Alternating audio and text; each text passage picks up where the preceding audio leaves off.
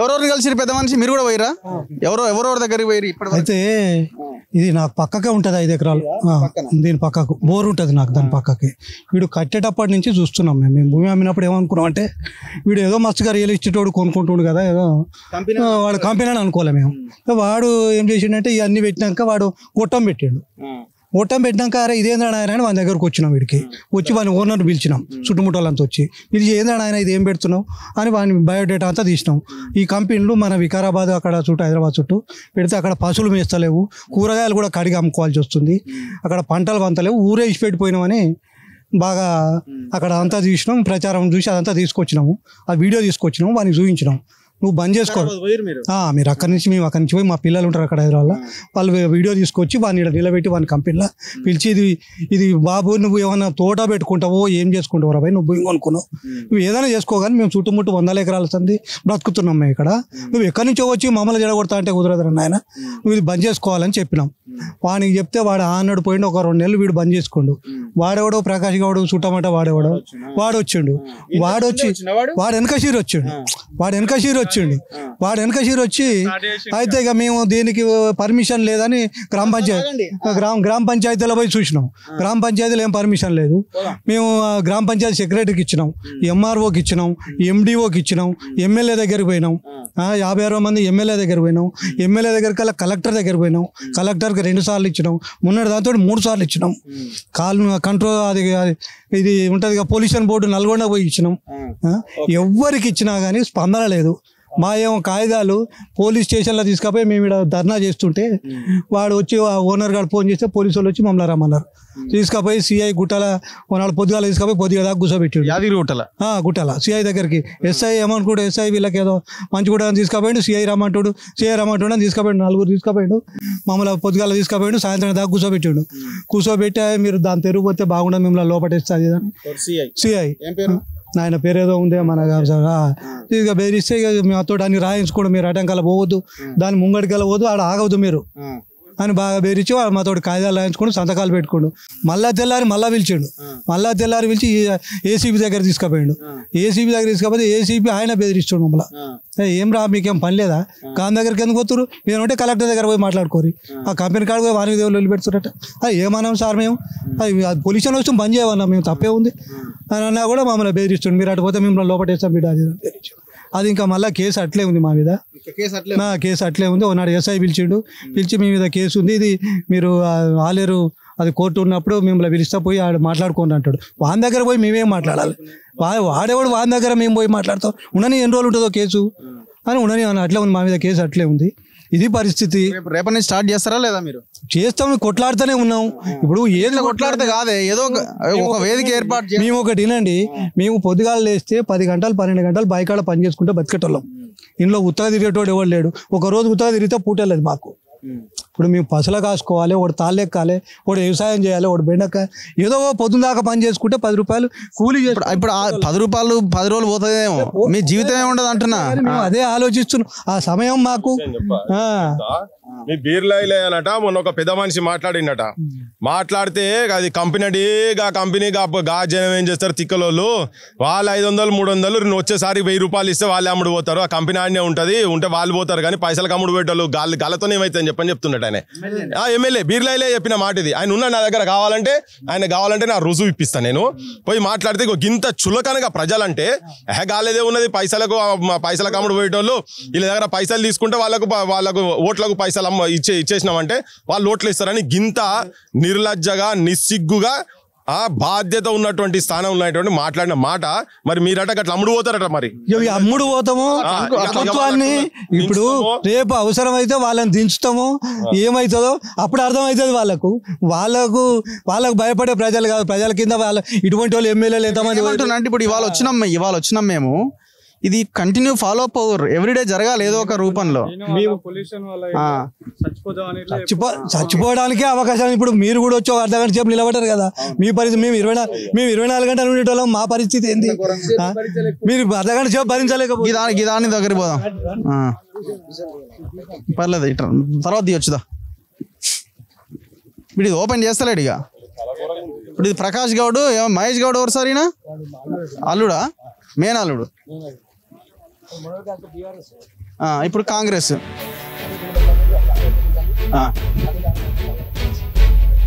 వీళ్ళు మొత్తం అంతే. ఇక్కడ కూడా కెమెరా ఉందా? ఇటు తిరుగుతుందా? ఇప్పుడు ఇటు తిరుగుతుందేమో. ఇప్పుడు అది ఇటు తిరుగుతుందా? వాడు తిప్పుతాడా? అది తిరుగుతుందా?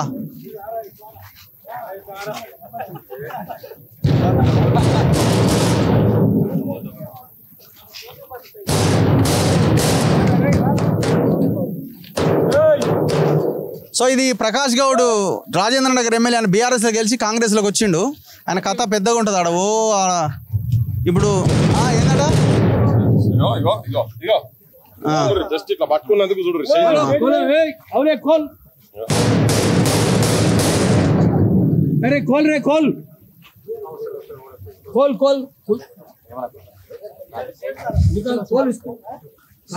పోలీసులు రావాలని ఈ పాటికే మైక్ ఉందని వస్తలేరు. దగ్గుతున్నారు మీరు? దగ్గులు మొదలైంది. దగ్గు తుమ్ములు అన్ని మొదలవుతున్నాయి. వస్తుండా?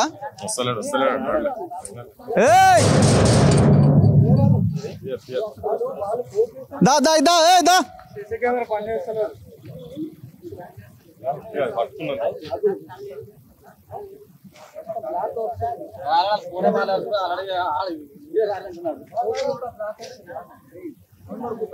ओपन ओपन करो चाबी चाबी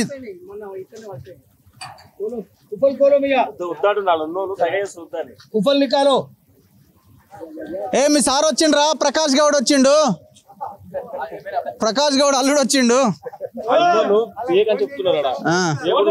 నువ్వే రా చెప్తున్నారా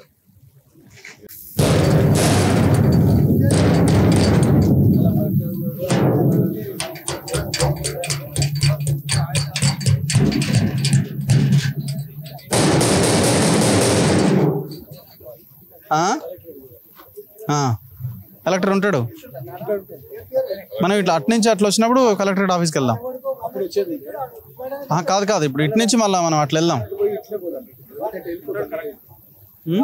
ఉంటారా సార్ 5 గంటల దాకా ఉంటారు ఫోన్ చేద్దాం నా దగ్గర ఉంది నెంబర్ సో ఇప్పుడు అల్టిమేట్ గా మన దీని మీద ఏం చేయాలంటున్నారు మీరు యాదగిరి సార్ మళ్ళీ రావాల్సి వస్తుంది మనం ఖచ్చితంగా రావాలి వీళ్ళందరూ ఇప్పుడు మన సిగాచి ఫ్యాక్టరీ ఏమైంది పేలినరు 78 మంది చచ్చిపోయినరు ఇది కూడా అట్లే అవుతుంది రేపు ఇంకెక్కువ మంది చచ్చిపోతారు భోపాల్ గ్యాస్ లాగా అవుతుంది ఇది అందుకని దానికంటే ముందే మనం పోయి పొల్యూషన్ కంట్రోల్ బోర్డు ఎవడో వారికి గల్లా బట్టి అడగాలి ఎవరు రాను ఎట్లా ఇచ్చినావు పర్మిషన్ నువ్వు ఈడ ఇల్లు కట్టుకోరా పొల్యూషన్ కంట్రోల్ బోర్డుగా నల్గొండ ఎవరైనా గల్లా బట్టి ఈడ్చుకొని వచ్చి ఈయనే ఉండరాను అని చెప్పాలి అట్లే ఇక్కడ ఎమ్మెల్యేని అడగాలి ఇక్కడ మంత్రిని అడగాలి ఎందుకంటే ఇక్కడ ఎమ్మెల్యేలు మంత్రులు అందరికి అలవాటు అయింది వాళ్ళకి ఏంది డివిస్ కంపెనీకి అమ్ముడు పోయిన వాళ్ళు కదా వాళ్ళు ఇక్కడ కూడా అదే చేస్తారు ఆడు జేకేసార్ ఉమ్మడి నల్గొండనే ఉమ్మడి అంటే మొత్తం నల్లగొండ అంటే నల్లగా కావాలి కదా నల్లగా కావాలి కాబట్టి మొత్తం కాలుష్యం అంతా రావాలి నల్లగా కావాలి తాటి చెట్లు అంతా నల్లగా అయిపోయినాయి కోతులు నల్లగైనాయి ఆకులు నల్లమైనాయి కాండం నల్లమైంది గడ్డి నల్లగైంది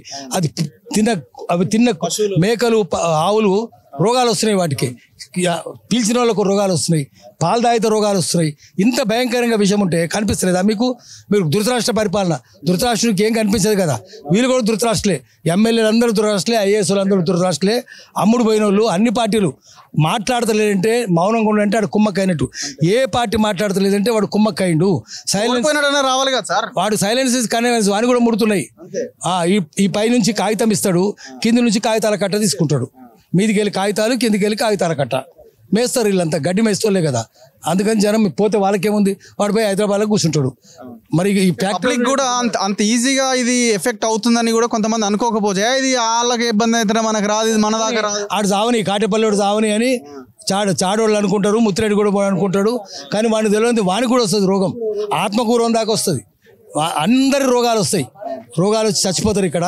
తెలుసుకోవాల్సిన విషయం ఏంటంటే కాలుష్యం ఒకరికి కాదు భోపాల్ కాలుష్యం హైదరాబాద్ దాకా వచ్చింది ఇప్పుడు మెరి క్యాప్టెన్ గడ్డపోతారం పాశమైలారం పటంచేరు కాలుష్యం హైదరాబాద్ మెరి క్యాప్టెన్ గ్యాస్ హైదరాబాద్ దాకా వస్తుంది భూమిలోకి నీళ్లు పోతే అవన్నీ సూపర్ బగ్ వస్తే అమెరికాలో కూడా జరుగుతుంది అమెరికాలో కూడా సూపర్ బగ్ వస్తుంది ఇక్కడ జరిగితే డ్రగ్ రెసిస్టెన్స్ ఇక్కడ వస్తే పాశమైలారం గడ్డపోతారమే కాదు అమెరికాలో కూడా వస్తుంది అది.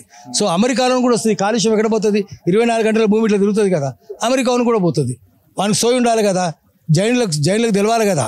మనం పెట్టుకోమన్నారు, అరే జైన్ నువ్వు ఈ ఫ్యాక్టరీని జైసల్మీర్లో పెట్టుకో, జైపూర్లో పెట్టుకో, ఉదయపూర్లో పెట్టుకో, ఠానా గాజీలో పెట్టుకో అని చెప్పాలి గట్టిగా. నువ్వు ఇక్కడ ఎందుకు పెట్టినవరా? జనం అంతే, తెలంగాణ జనం అవలగాల, రాజకీయ నాయకులు బద్మాషిగాళ్ళు, జనం బేకూఫ్ గాళ్ళు, అందుకని ఇక్కడ ఏమైనా పెట్టొచ్చు అనుకుంటున్నాడు. మనం బద్మాషులం కాదు, బేకూఫ్లం కాదని చెప్పాలి. బేకూఫ్ జనమే లాఠీ అందుకోవాలి, లూటీ చేసి తీపి పగలగొట్టాలి.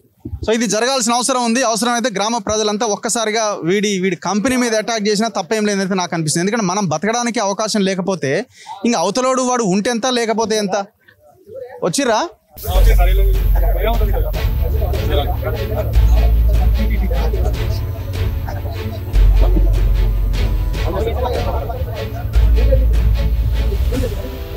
ఇలా ఫోన్ చేసిరా?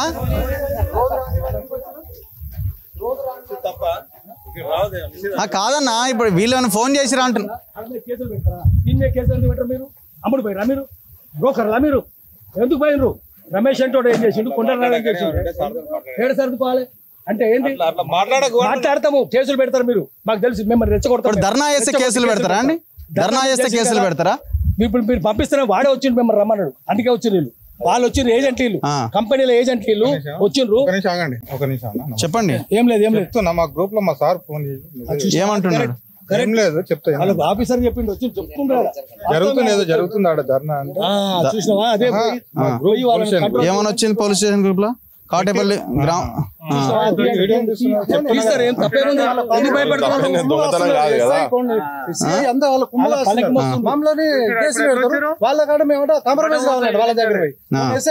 ఎమ్మెల్యేనే అంటుండు. ఎమ్మెల్యేకి ఫోన్ చేసిన పశువులు కూడా గడ్డి తినలేకపోతున్నాయి అంటుండు.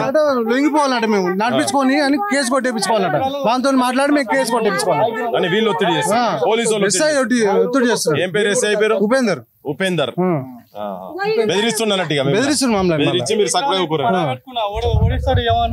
మీరు వద్దు, మీరు ఎందుకు పోతారు అంటారు. పోలీసు వాళ్ళు వచ్చి మీరు ఎట్లా పోతారు? ఏది లేదు. సో ఇంత దారుణము. ఇప్పుడు నేను సో ఇంతకుముందు ఎమ్మెల్యేకి ఫోన్ చేసినప్పుడు కూడా ఎమ్మెల్యే కూడా ఏమంటున్నా అంటే నాకు ఎఫ్ఐఆర్ అయిందే తెలియదు అంటుండు. ఇంతకంటే దుర్మార్గం అయితే లేదు. ఇప్పుడు వెంటనే పోలీసులు వెహికల్ వేసుకొని వచ్చిర్రు. కంపెనీ వాడు ఒకవేళ ట్రాన్స్పరెంట్ ఉంటే వాడు డోర్ ఎందుకు తీయడు? వాడు డోర్ వాడు తీస్తలేడు, వీడు తీస్తలేడు. వీడి దొంగే వాడు దొంగే. జనాలు చచ్చిపోతున్నప్పుడు మీరు కూడా చావాలనే జనం కోరుకుంటారు, తగలబెట్టాలనే జనం కోరుకుంటారు. ఈ మొత్తం వ్యవస్థ అంతా వీళ్ళకి ఊడిగాని చేస్తున్నది. పోలీస్ స్టేషన్కి వీడు మరి ఎవ్రీ డే ఎంత ఇస్తున్నాడో, ఎవ్రీ మంత్ ఎంత ఇస్తున్నాడో పోలీస్ అధికారులే చెప్పాలి. మరి ఆ ఏసీపీ రమేష్ అనట ఆయన మరి ఎందుకు వీళ్ళని బెదిరించిండు? ఏసీపీ రమేష్ అనట ఆయన ఎందుకు బెదిరించిండు? సిఐ ఎందుకు బెదిరించిండు? మీరు మీ కుటుంబాలు వచ్చి ఈ ఇండ్లలో ఉండండి. మీరు మీ కుటుంబాలు వచ్చి ఇండ్లలో బతకండి. దుర్మార్గులు మీరంతా. సో ఖచ్చితంగా ఈ అంశం ముందుకు వెళ్తుంది. వీళ్ళు రేపో ఎల్లుండో ఇక్కడ రిలే దీక్షలు స్టార్ట్ చేస్తారు. ఈ కంపెనీ మూసేసేదాకా ఊరుకునే ప్రసక్తే లేదు. మేమైతే ఫాలోఅప్ చేస్తాం ఖచ్చితంగా. ఈ గ్రామ ప్రజలందరిని ఏకం చేసి ఈ కంపెనీ క్లోజ్ చేయించడమే మా బాధ్యత. కెమెరామెన్ పాషాతో రఘు, మన తొలి వెలుగు.